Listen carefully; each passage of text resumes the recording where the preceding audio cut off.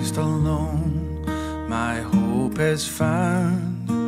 He is my light, my strength. On ne va pas se cacher que de nos jours, les choses sont assez particulières, n'est-ce pas? Difficiles. Peut-être pour certains d'entre vous, ça va un peu mieux. Peut-être pour d'autres, ça va de pire en pire. La réalité, c'est qu'il y a beaucoup de pression dans nos vies et tristement même dans l'Église. Et c'est dans ces circonstances qu'on devrait se poser la question, qu'est-ce que la Bible a à dire sur ceci? Toujours la bonne question pour les chrétiens. Qu'est-ce que la Bible a à dire? Ma réponse, aussi bizarre que je suis, c'est le châtiment de Dieu. Es-tu en train de dire que Dieu nous punit? Non. Ce que je dis, c'est qu'on a mal compris qu'est-ce que veut dire le châtiment de Dieu. Habituellement, on l'exprime comme Dieu nous punit parce qu'on a désobéi. Dieu est en train de nous ramener parce qu'on s'abandonne au péché. Et même si cette facette existe dans l'expression le châtiment de Dieu, ce n'est pas la totalité. Quand on regarde Hébreux 12, qui va être notre passage ce matin, qui veut dire tourner dans Hébreux 12? Quand on regarde cette section, c'est le passage du Nouveau Testament le plus riche sur le châtiment de Dieu. Et pourtant, c'est écrit à une Église qui était fidèle, en train d'obéir au Seigneur et de vivre des persécutions à cause de cela. Ou comme Pierre dirait, il souffre en faisant le bien. Donc, comment on peut dire qu'il est en train d'être puni parce qu'il désobéissait? Pourtant, l'auteur va dire qu'est-ce qui se passe dans vos vies présentement? C'est le châtiment de Dieu. Vous savez ce que je veux dire qu'on a peut-être mal compris qu'est-ce que l'expression veut dire? On va voir ça ensemble en regardant tranquillement ce que le passage est en train de dire. Et les versets 1 à 13, c'est notre passage ce matin. On commence par le verset 1. Nous donc aussi, puisque nous sommes environnés d'une si grande nuée de témoins, et on arrête ici. À cause du donc. Le donc veut dire j'ai bâti sur quelque chose d'autre et je continue à enseigner. Sur qu'est-ce qu'il s'est bâti? Chapitre 11. Donc, quand il parle de cette nuée de témoins, il parle de ceux qu'on voit dans le chapitre 11. Ce chapitre de la foi, qui en passant, la foi, ce n'est pas l'outil par lequel tu as plein de bénédictions, si tu persévères. Non, parce que le premier exemple qu'il nous donne dans le chapitre 11, c'est Abel. C'est quoi sa bénédiction? Il est mort. Mais en même temps, le verset 4 nous dit ceci d'Abel. C'est par la foi qu'Abel offrit à Dieu un sacrifice plus excellent que celui de Caïn. C'est par elle qu'il fut déclaré juste, Dieu approuvant ses offrandes, et c'est par elle qu'il parle encore, quoique mort. Qu'est-ce qu'il a reçu par la foi? Une relation avec Dieu. Et c'est ça l'exemple quand tu arrives à Abraham. Ô combien de prédicateurs modernes aiment l'exemple d'Abraham. Si toi, tu as assez de foi aussi, tu vas voir ton Isaac. Le problème, c'est qu'il oublie de lire le texte. Il aime utiliser l'exemple, mais pas lire qu'est-ce que ça dit sur Abraham. Comme par exemple le verset 13. C'est dans la foi qu'ils, ça inclut Abraham, sont tous morts sans avoir obtenu les choses promises. Quoi? Mais ils les ont vus et salués de loin, reconnaissant qu'ils étaient étrangers et voyageurs sur la terre. Ceux qui parlent ainsi montrent qu'ils cherchent une patrie. S'ils avaient eu en vue celle d'où ils étaient sortis, ils auraient eu le temps d'y retourner. Mais maintenant, ils ne désirent une meilleure, c'est-à-dire une céleste. C'est pourquoi Dieu n'a pas honte d'être appelé leur Dieu, car il leur a préparé une cité. C'est qu'est-ce que regardait Abraham? Isaac? Non. Il regardait la terre promise qui était la cité céleste, la Nouvelle Jérusalem. C'est pour ça qu'il donne d'autres exemples, tel Moïse. Bon vieux Moïse, 120 ans. 40 ans en train d'être formé en Égypte, 40 ans avec les brebis, puis 40 ans avec des têtes dures. Est-ce qu'il rentre dans la promise?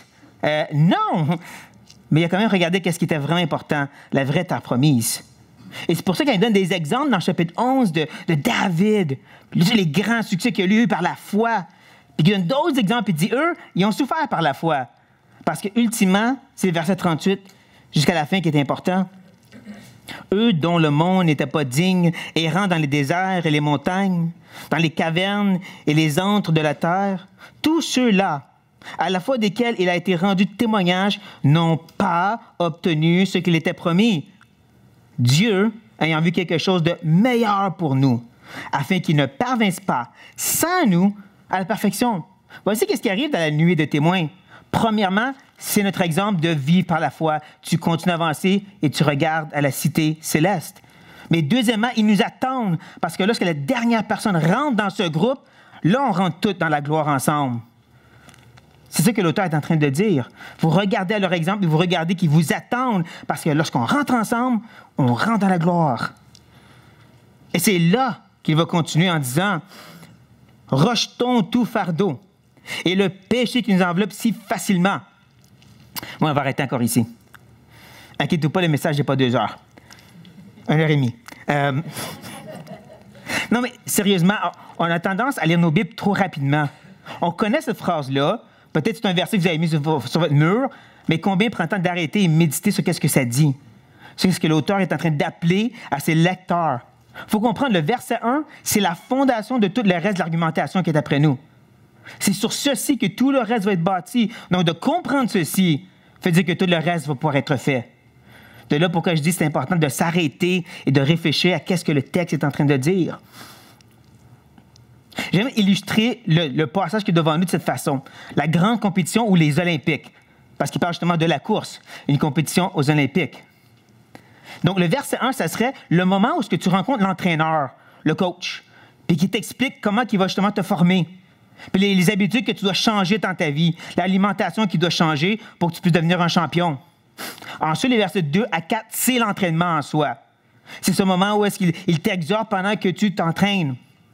Finalement, versets 5 à 11, tu es rendu aux Olympiques.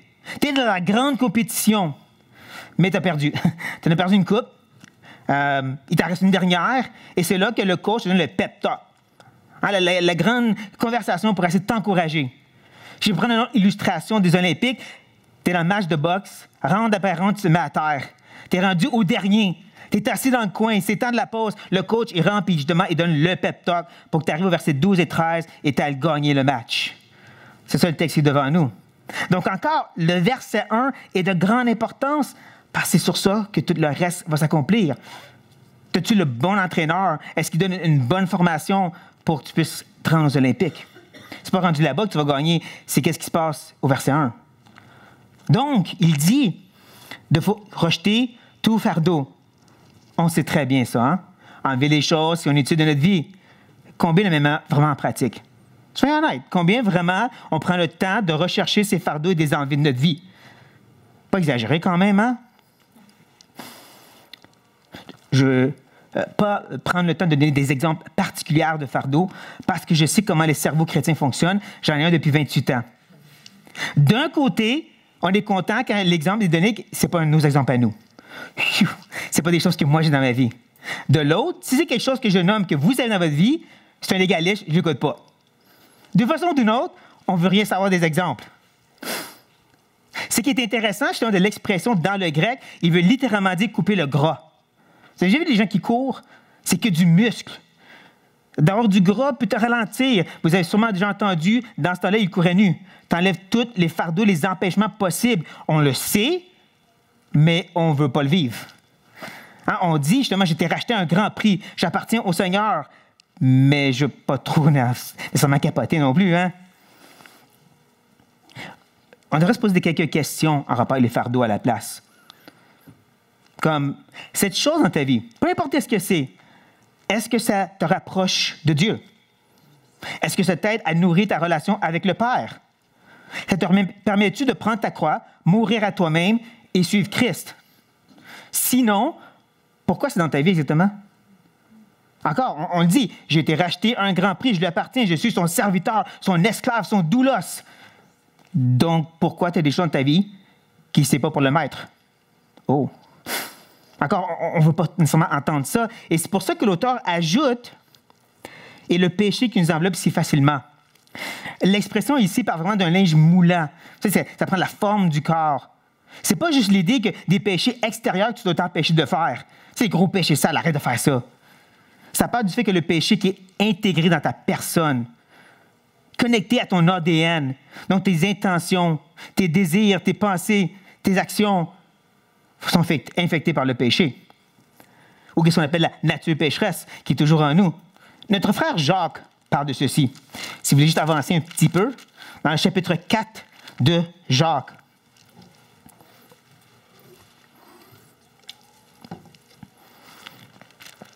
On va regarder les 3 premiers versets. Se rappelant que Jacques, il parle des chrétiens ici, OK? viennent les luttes? Et d'où viennent les querelles parmi vous? N'est-ce pas de vos passions qui combattent dans vos membres? Vous convoitez et vous ne possédez pas. Vous êtes meurtriers et envieux et vous ne pouvez obtenir. Vous avez des querelles et des luttes et vous ne possédez pas parce que vous ne demandez pas. Vous demandez et vous ne recevez pas parce que vous demandez dans le but de satisfaire vos passions. C'est tout à propos de qu'est-ce que tu veux. Parce que tu es fait comme ça.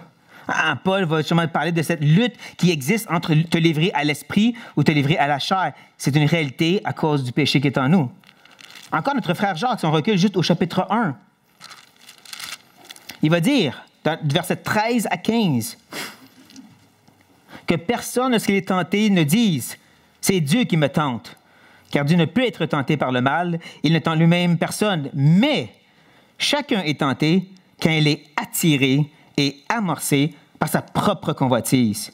Puis, la convoitise, lorsqu'elle a conçu, enfante le péché, et le péché étant consommé, produit la mort. Vous voyez un peu l'image, hein? C'est des crochets qui se connectent à toi, c'est comme des aimants qui viennent ensemble, c'est déjà en toi. C'est de ça que l'auteur parle dans Hébreu, quand il parle de ce péché qui est tellement connecté à nous, et qui va venir donc infecter et déranger comment tu vas faire tes choix sur les fardeaux que tu devrais enlever, mais aussi la vie de tous les jours.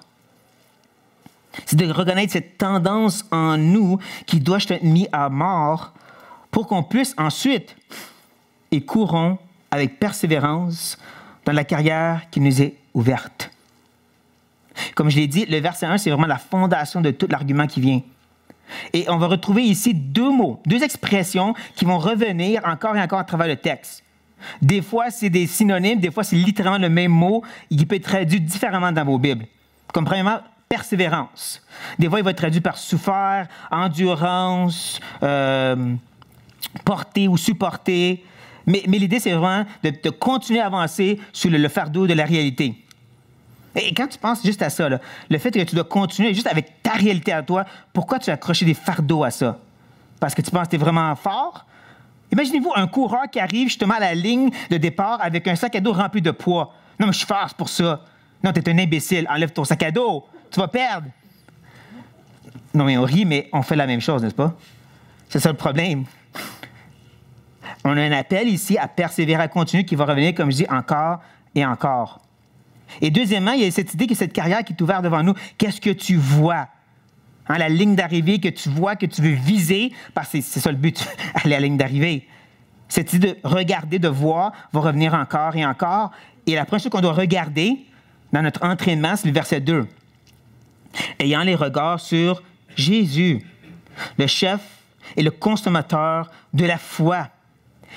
Le mot « regard » parle littéralement d'une concentration où tu ne regardes rien d'autre. Hein, tu as des œillets, tu ne vois rien d'autre que Jésus.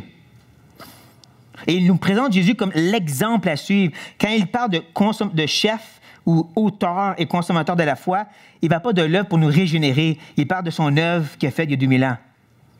Tu sais, quand il était sur la terre et qu'il a vécu sans péché, obéissant parfaitement au Père, et qu'il est allé sur la croix et qu'il est devenu péché pour nous, mourant pour nos péchés et notre jugement à nous, et qu'il est ressuscité pour notre justification, ça, c'est notre exemple aussi à suivre.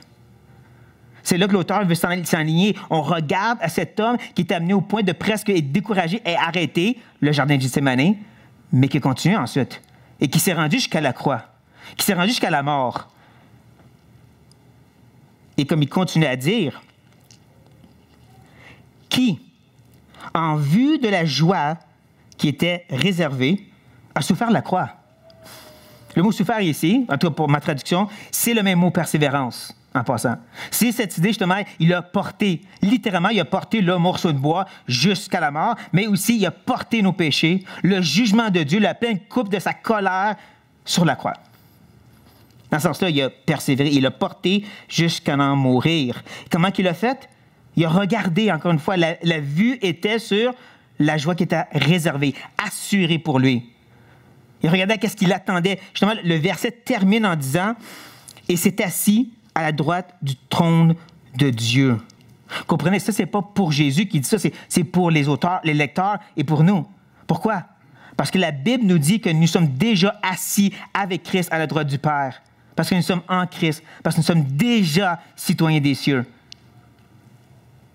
Et donc, il leur rappelle, c'est là que Christ présentement, et c'est aussi assuré pour vous présentement qui souffrez. Donc, vous regardez à ceci qui est certain, comme Jésus regardait à ceci qui était certain pour lui. C'est ça qui vous aide à persévérer, à continuer à avancer. Et en plein milieu du verset, il parle de mépriser l'ignominie, la honte, le rejet. Je ne sais pas si vous savez, mais les gens étaient crucifiés nus dans ce temps-là. Pensez à ça. Le créateur de l'univers exposé à nu devant tous les gens qui se sont moqués de lui. Pensez au fait qu'il était rejeté du Père aussi. Parce que ça nous dit, maudit celui qui est cloué au bois. Et pourtant, il l'a méprisé. Il l'a vu comme moins qu'important. De moindre importance, il a vu ces choses-là. Pourquoi? Parce qu'il regardait quelque chose qui était meilleur. Même chose pour nous. C'est l'idée de vraiment regarder dans le monde invisible, comme Paul appelle les Corinthiens. Oui, tournez dans 2 Corinthiens avec moi, chapitre 4.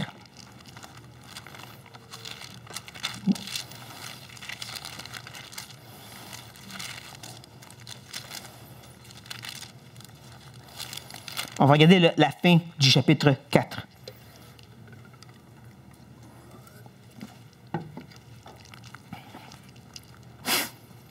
Voici comment il commence à partir du verset 16. C'est pourquoi nous ne perdons pas courage. Et lors même que notre homme extérieur se détruit, notre homme intérieur se renouvelle de jour en jour. Car nos légères afflictions du moment présent produisent pour nous quoi? Au-delà de toute mesure, un poids éternel de gloire. Parce que nous regardons non pas aux choses visibles, mais celles qui sont invisibles. Car les choses visibles sont passagères et les invisibles sont éternelles. C'est par les yeux de la foi que nous regardons qu'est-ce qui nous attend, comme Christ a fait, comme Paul a dit aux Corinthiens et comme l'auteur ici dit à ses lecteurs. Quand on revient dans notre texte. Donc voici justement les paroles d'encouragement. Si je reviens à l'illustration tantôt de l'entraîneur, c'est comme s'il dit, tu vois ce champion olympique ici, c'est moi qui l'ai entraîné. Selon la méthode que je t'enseigne, il a suivi la même méthode, puis il a réussi, donc, suis la même méthode que lui. Tu persévères, puis tu regardes aux médailles que tu veux avoir. C'est un peu ça qu'il est en train de dire. Il continue au verset 3. Considérez en effet celui qui a supporté contre sa personne une telle opposition de la part des pécheurs. Considérez, regarde, mets ta concentration sur quoi? Sur le fait que supporter, même mot encore, que persévérance. Le fait que continuer à avancer devant cette opposition de la part des pécheurs. Phrase assez intéressante qu'on va revenir dessus tantôt. Et pour tout de suite, on revoit encore et encore l'exemple de Christ. L'exemple de ce rejet et de cette attaque et de cette opposition qui n'a pas arrêté Christ parce qu'il regardait à ce qui venait après. Et ce que j'aime, c'est que l'auteur va prendre ces vérités-là puis il va leur dire qu'il y a une raison pourquoi je vous dis ceci. Afin que... Il y a un but. Afin que vous ne lassiez point l'âme découragée. Comprenez que d'être las et d'être découragé, c'est des synonymes. Ça traduit la même chose. Il sait à qui il parle, des êtres humains, qui, lorsque l'épreuve frappe, et en passant, les gens à qui il écrit avaient vu leur bien enlevé, certains emprisonnés. C'est pas plaisant, ça. Mais il leur dit, vous n'avez pas à vous lasser. Vous n'avez pas à être découragé. Et n'est-ce pas l'état naturel de l'être humain? Ça va mal, je suis découragé, je m'apitoie sur moi-même, je ne bouge plus d'ici. Même en tant que chrétien, on vit la même chose. Et c'est pour ça qu'il dit, lève ton regard, regarde la croix. Regarde celui qui s'est rendu à la croix et qui est mort pour toi. Regarde l'exemple qu'il t'a laissé. Et pourquoi? Parce que qu'est-ce que lui regardait aussi. Et donc, continue. Et c'est là qu'arrive une parole assez dure. Sa dernière exhortation dans ce temps d'entraînement, c'est le verset 4 qui dit, « Vous n'avez pas encore résisté jusqu'au sang en luttant contre le péché. » Bon, qu'est-ce qu'il veut dire ici? Est-ce que c'est comme les catholiques croient, tu te flageoles si tu veux trop pécher? Non, s'il vous plaît, non. Mais si on reprend cette dernière phrase, lutter contre le péché, et on voit l'opposition des pécheurs du verset 3. Qu'est-ce qui se passait dans cette église? Des pécheurs venaient pécher contre eux en volant leurs choses. Venaient pécher contre eux en les mettant en prison injustement. Donc, fort probablement, l'idée de résister jusqu'au sang, c'est parce que nuls encore ont été mis à mort dans l'Église.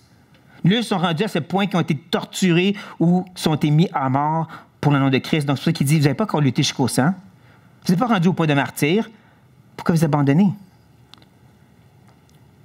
C'est un peu comme l'Église de Smyrne. Je ne sais pas si vous vous rappelez un petit peu, l'Église de Smyrne, c'était une des bonnes églises dans l'Apocalypse qui est en train de souffrir. Et Christ dit, devinez quoi? Ça va être pire. Certains vont être mis en prison et d'autres vont mourir. Mais je vous attends la couronne de vie après. Ça va être de pire en pire, mais continuez quand même.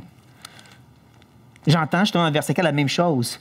Je l'entends, c'est cette parole de Dieu qu'on a des fois besoin d'entendre. Arrête de chialer, relève-toi, puis continue à avancer. On n'aime pas l'entendre, mais des fois on a besoin de l'entendre.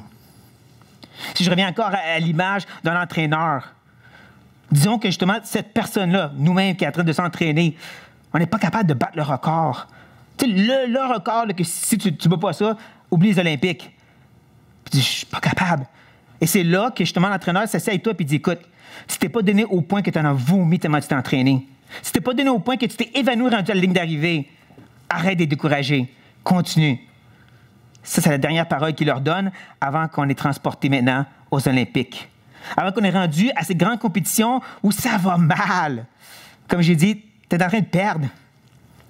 Et qu'on a besoin des paroles du verset 5. Et vous avez oublié l'exhortation qui vous est adressée comme à des fils. Je vois encore ici l'illustration du coach qui te dit « Je t'avais dit que ça serait dur aux Olympiques, pourquoi tu es découragé déjà? » C'est des champions, ces gens-là. Il leur rappelle justement qu'est-ce qu'ils savaient déjà.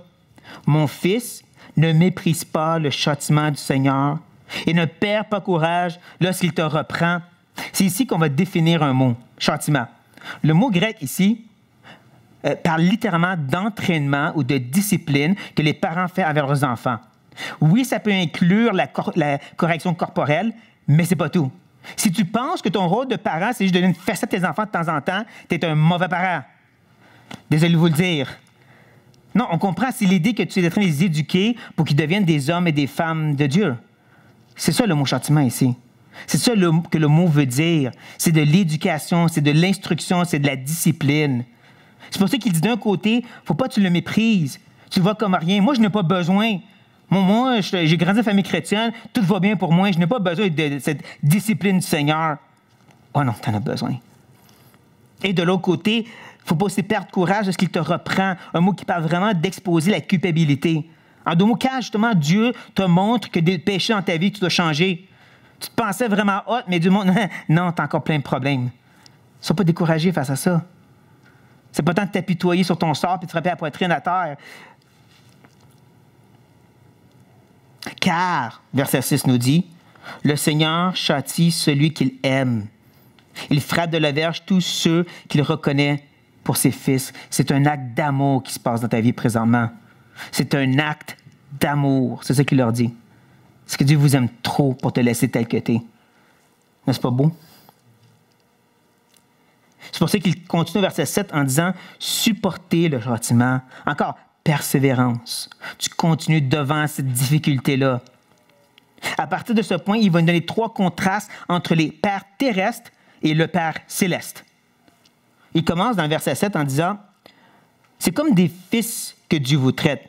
Car quel est le fils qu'un père ne châtie, ne discipline, n'entraîne pas? » On le voit un peu dans la société de nos jours, à quoi ça ressemble quand les parents ne sont pas en train d'éduquer leurs enfants. Et sans faire plus de commentaires que ça, on sait à quel point c'est important, cette éducation sur la terre. Donc, encore plus, notre Père céleste. N'est-ce pas? Logique 101, comme on pourrait dire. Voici le premier contraste. C'est là que l'auteur va dire quelque chose d'un peu dur avant de se rendre au prochain contraste. Il va dire, au verset 8, « Mais si vous êtes exempts du châtiment auquel tous ont part, vous êtes donc des enfants illégitimes et non des fils. » Et j'aime certaines traductions, on va comment dire « t'es un bâtard ». Ouch! Ça, c'est un de ces versets qui fait mal. Parce que s'il n'y a pas cette œuvre de Dieu dans ta vie, s'il n'y a pas justement cette pression de la part de l'Éternel pour te travailler, tu n'es pas un enfant de Dieu. J'aime faire une autre illustration. J'ai beaucoup d'images dans ma tête, désolé. J'aime faire une autre illustration ici. Je vois l'exemple du maître potier. Une image que Dieu utilise souvent aussi dans la Bible. Comment il façonne cette masse d'argile pour devenir un vase à sa gloire. Puis que des fois, il faut qu'il presse fort pour enlever des impuretés qui sont dedans. Puis des fois, il faut carrément qu'il la garoche à terre et qu'il pèse dessus parce qu'elle est trop dure. Des fois, il met un peu d'eau pour la rendre plus maniable. Un peu de grâce, un peu de douceur. Des fois, il met juste un peu de pression, pas trop, pour te façonner un peu vers la droite ou vers la gauche. Mais s'il n'y a pas cette œuvre dans ta vie, encore, pose-toi des questions. Les continue, les exemples, les contrastes. Il dit au verset 9, « D'ailleurs, puisque nos pères selon la chair nous ont châtiés et que nous les avons respectés, ne devons-nous pas, à bien plus forte raison, nous soumettre au Père des esprits pour avoir la vie? » D'un côté, tu as le Père de la chair. De l'autre côté, tu as le Père des esprits. Une belle expression en passant de l'Ancien Testament. Habituellement, c'est Dieu des esprits. Mais ici, l'auteur prend le temps de l'appeler le Père des esprits. Parce qu'il sait à qui il veut écrire. C'est votre Père qui agit dans votre vie. Ce n'est pas juste Dieu, c'est votre Père. Donc, d'un côté, ces pères dans la chair nous ont châtiés, nous ont travaillé, nous ont éduqués et on les a respectés. Il y avait cette révérence, peut-être un peu de cette crainte. Mais à plus forte raison, donc, on est appelé à cette soumission. N'oublie pas qu'avant toute chose, le mot soumission parle d'une disposition de cœur. Je te fais confiance. Oui, il va y avoir de l'action qui en suit, mais ça commence par la disposition de cœur qui dit « Tu es l'autorité et je te fais confiance ». Différent, n'est-ce pas, que juste respecter. Tu peux respecter tes parents puis quand même désobéir. Mais te soumettre, c'est une autre idée, ça. À plus forte raison, donc on parle du Père céleste. On est appelé à cette place de confiance, abandon et dire « Je ne comprends pas, mais je me soumets ». Le dernier contraste, au verset 10. « Nos pères nous châtiaient pour peu de jours, comme ils le trouvaient bon.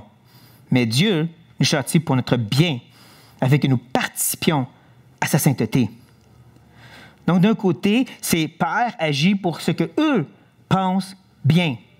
Le contraste, Dieu agit pour notre bien. Est-ce que vous voyez la différence? Leur bon, notre bien. D'un côté, ses parents agissent pour qu'est-ce qui va être bon selon eux. Ça peut vouloir dire, je veux que tu t'aides présentement parce que je veux la paix dans la maison. Ça, c'est qu'est-ce que je trouve bon présentement. Mais Dieu, ce Dieu qui aime parfaitement ceux qu'il a rachetés, cherche vraiment ce qui est bien pour nous. Et j'aime que ce contraste présentement va maintenant avoir un but. Il va ajouter quelque chose, encore une fois, de ce côté-ci, du côté de Dieu, en disant « afin que ». Voici le but. Nous participons à sa sainteté. On marche dans la lumière avec lui. Qu'on soit à l'image de son Fils, qui est notre plus grand bien. On connaît Romains 8, 28. En toutes choses, concourt au bien de ceux qui aiment Dieu. Donc Dieu va donner plein de bonnes choses. Non. Parce que 29 nous dit, c'est pour nous travailler et nous transformer à l'image de son Fils. Ça, c'est la bonne chose pour toi. Ça, c'est la meilleure chose pour toi. C'est pour qu'on participe à sa sainteté. Et en concluant ce beau gros speech d'entraînement, il va dire au verset 11, « Il est vrai que tout châtiment semble d'abord un sujet de tristesse et non de joie. » Et n'est-ce pas vrai? Quand Dieu vraiment met sa main pesante sur toi, ça fait mal. C'est ça, justement, l'idée de châtiment, puis qui parle de frapper de la verge. Ça fait mal. Notre première réaction n'est pas « Yeah, merci Seigneur », sinon ce n'est pas la verge de Dieu qui agit. Et nous voyons un peu les mêmes choses avec, une fois de plus, notre frère Jacques. Si vous retournez au chapitre 1, et regardez les versets 2 à 4.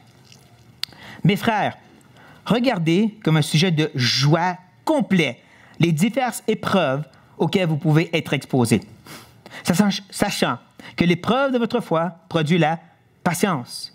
Mais il faut que la patience accomplisse parfaitement son œuvre afin que vous soyez parfaits et accomplis sans faillir en rien. » Trois choses que je peux voir ici. Premièrement, je pense que vous commencez à voir qu'il il y a des mots interchangeables. Épreuve, châtiment, c'est la même chose. Ce n'est pas deux façons pour Dieu d'agir dans nos vies. C'est Dieu qui nous façonne comme maître potier. Que deuxièmement, on est justement appelé à regarder comme une joie parce que ça ne l'est pas au début.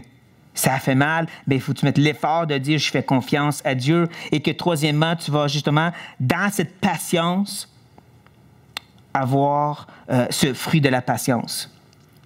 C'est un peu la même chose quand on revient à notre texte. Il termine en disant « mais il produit plus tard, pour ceux qui ont été ainsi exercés, un fruit paisible de justice. » Plus tard. C'est pas tout de suite. Désolé, pas de micro-ondes ici. Plus tard. Et ça parle de celui qui sont exercés. Pas dans le sens exercice, il faut que tu fasses ta part. Dans le sens que tu apprends à lui faire confiance. Tu apprends à te soumettre et le laisser agir dans ta vie sans résister, sans questionner trop et sans abandonner surtout. Tu as été exercé, tu le sais qui est ce Dieu et tu lui fais confiance et de là, tu vas avoir ce fruit paisible de justice. Là, on a de la patience, on a de la justice. On va chercher un autre fruit. On va aller voir dans Pierre. 1 Pierre chapitre 4. Je fais tourner pour vous garder réveillé. 1 Pierre 4, on va partir à partir du verset 12. Bien-aimés, ne soyez pas surpris, comme des choses étranges qui vous arrivent, de la fournaise qui est au milieu de vous pour vous éprouver. Réjouissez-vous au contraire de la part que vous avez aux souffrances de Christ, avec que vous soyez aussi dans la joie et dans l'allégresse lorsque sa gloire apparaîtra. Puis on va arrêter ici. On voit encore 3 choses ici, je dirais. Le terme interchangeable, fournaise ardente, épreuve, châtiment, même chose. Nous voyons cette fois-ci cette idée d'être en connexion avec Christ. Hein? On participe aux souffrances de Christ. On regarde à son exemple parce que devine quoi, il a dit, celui qui veut me suivre vont mourir avec moi aussi. Vont être éprouvés, vont être rejetés, vont être persécutés comme moi. On suit le maître. Et que dernièrement, dans cette patience, dans ce temps d'œuvre, comme il dit, lorsque sa gloire apparaîtra, ben là, on va avoir le fruit de joie et d'allégresse. Hey, c'est beaucoup de fruits, ça, hein? Mais il faut que l'œuvre travaille en nous avant et qu'on attende que ces choses arrivent. Le speech est terminé. Le musique de Rocky commence à jouer. Tu te lèves de ton banc. Tu es prêt à gagner. Verset 12 nous dit « Fortifiez donc vos mains languissantes et vos genoux affaiblis. » Ben oui, mets ta garde dans les airs. Si tu baisses ta garde, tu vas faire ça encore. Lève ta garde. Fortifie tes genoux. Mais plus sérieusement, ces paroles sont prises directement de Isaïe 35. Venez, s'il vous plaît, dans Isaïe 35.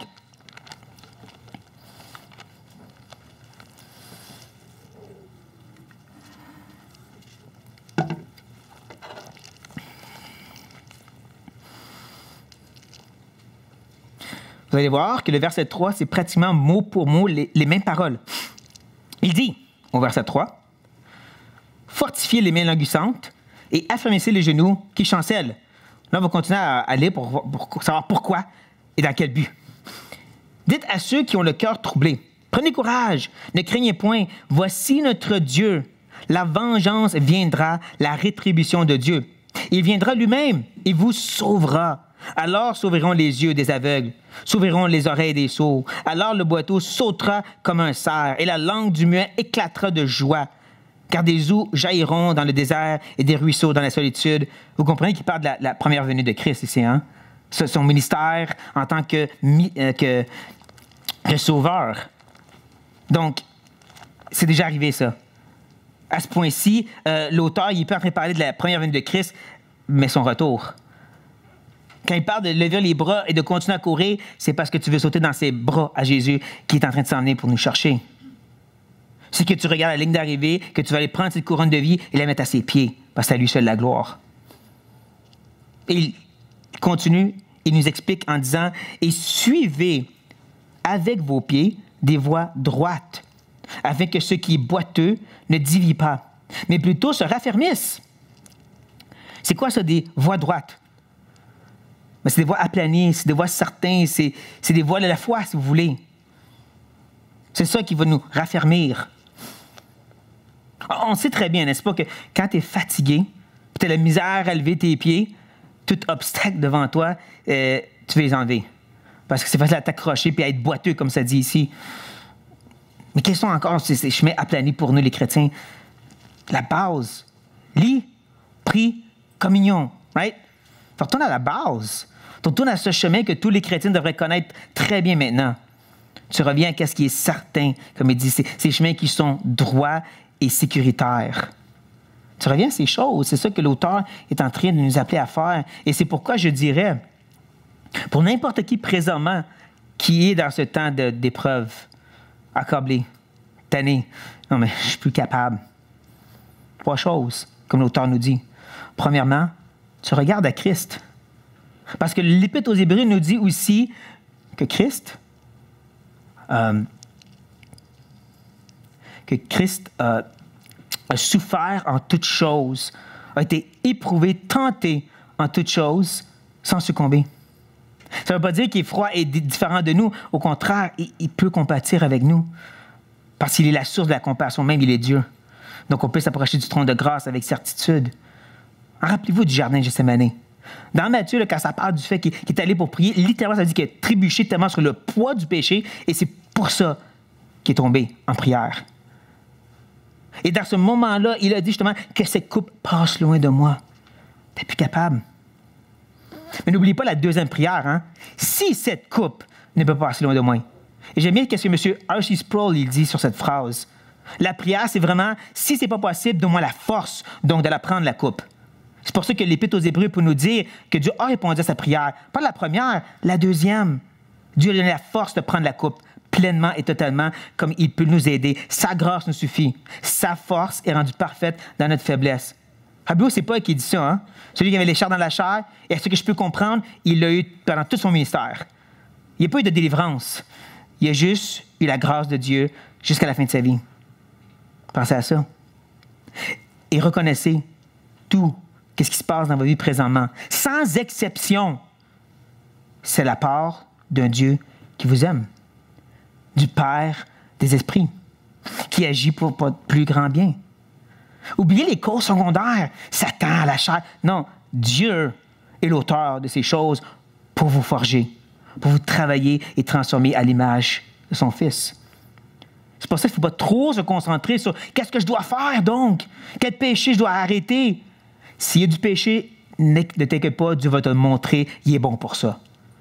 Mais la plupart du temps, comme l'auteur nous dit, c'est l'appel à la soumission, à cet abandon de confiance, de dire je ne comprends pas, mais agis Seigneur. Parce que bien souvent, c'est justement un œuvre dans le silence. Les potiers, quand ils travaillent, souvent, c'est justement dans le silence parce qu'ils veulent faire cette œuvre d'art. Mais n'empêche, relève tes bras, fortifie tes genoux. On ne peut pas juste continuer, la tête basse, bon, je continue, Martin dit. OK. Non. On est appelé à relever nos regards et à regarder qu'est-ce qui nous attend, la ligne d'arrivée. Une place de joie ineffable et inexplicable qu'on a sans qu'on ait rien fait pour le mériter. Une couronne de vie qu'on peut mettre au pied de Christ. C'est extraordinaire, ça. Tu regardes à ça et tu marches sur les chemins aplanis. C'est ces chemins certains.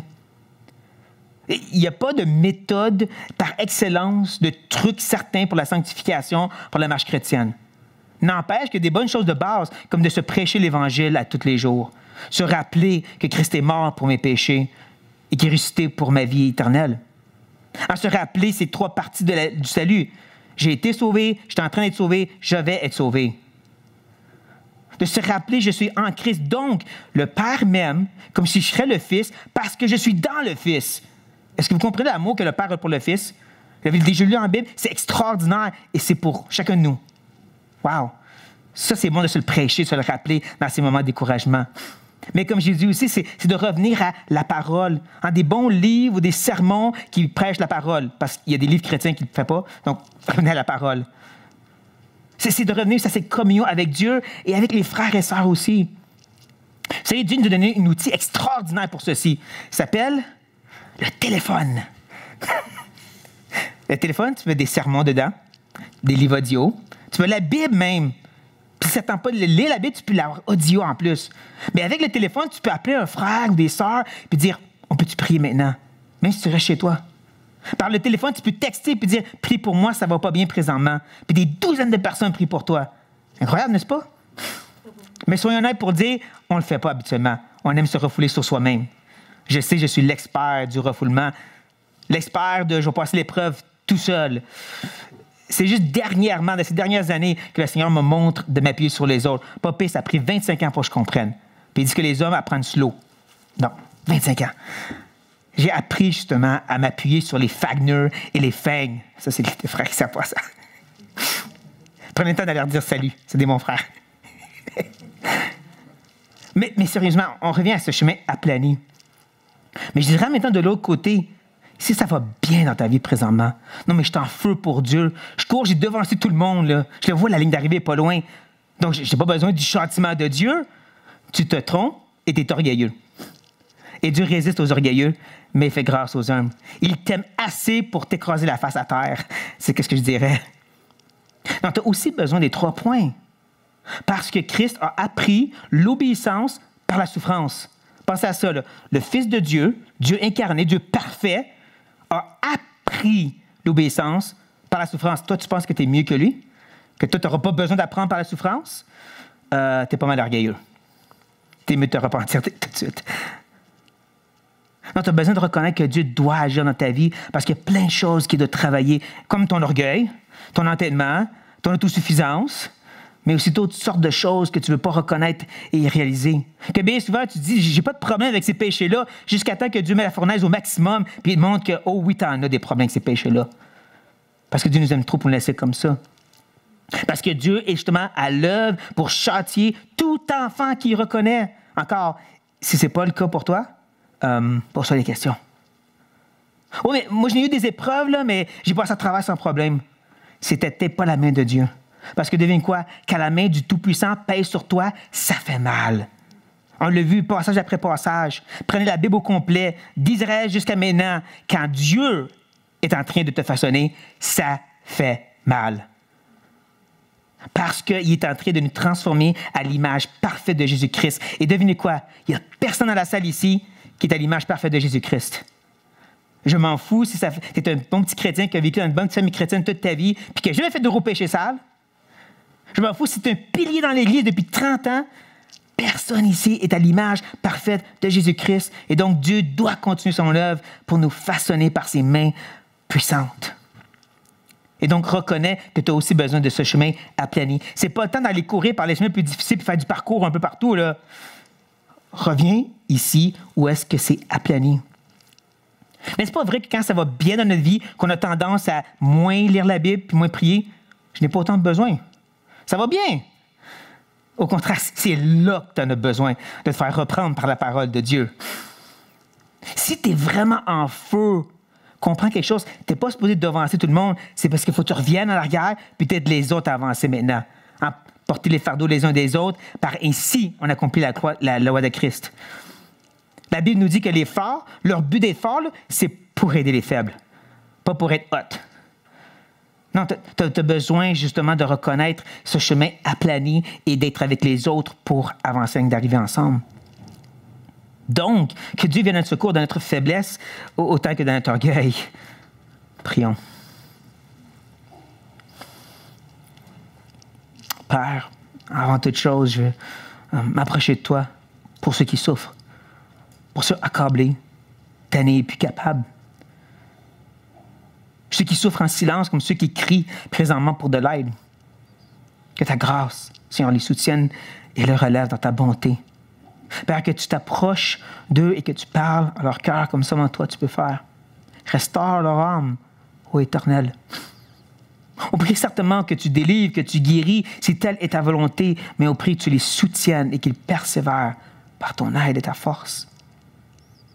Père, utilise-nous pour venir être un support pour ses frères et ses sœurs en besoin, de les garder en prière à genoux, jour et soir. Mais on prie, Père, parce qu'on reconnaît qu'on est de faibles créatures. Puis quand on l'oublie, tu es bon pour nous rappeler qu'on est vraiment que des vases de terre, que tu es en train de transformer en des vases de gloire. Merci. Merci, Seigneur, que tu ne cesses d'agir en nos vies parce qu'on a tellement besoin que tu nous travailles. Merci, Seigneur, de venir à notre secours dans notre orgueil et autosuffisance aussi. Garde-nous, Seigneur, car ça va bien c'est là que c'est le plus dangereux. Garde-nous, Seigneur, quand on avance et qu'on est en feu, parce que c'est là qu'on va se brûler. Viens à notre secours éternel, nous te prions. Qu'on puisse vraiment et honnêtement tous fléchir le cœur présentement et dire oui, j'ai besoin de toi, oh Dieu. On prie tout par le nom de Jésus-Christ. Amen. The solid ground, firm through the fiercest drought and storm.